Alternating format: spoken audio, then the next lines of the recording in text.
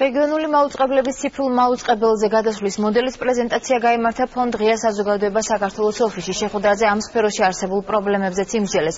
ღონისძიებას რეგიონული მედიის წარმომადგენლები და დარგის ექსპერტები დაესწრნენ. შეხვედრა ინფორმაციის თავისუფლების განვითარების ინსტიტუტის მიერ იყო ინიცირებული.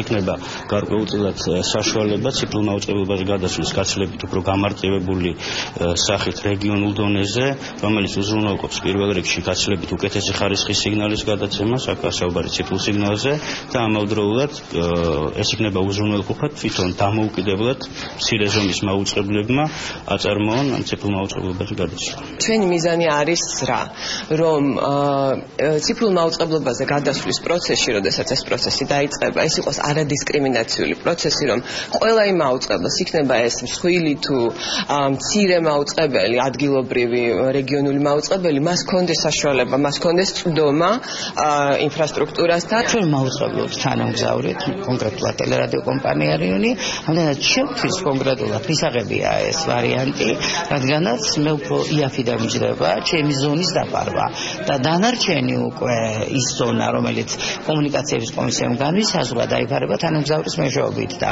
ორ თანამგზავრზე ვართ ასე რომ ფიქრობთ შევძლებთ.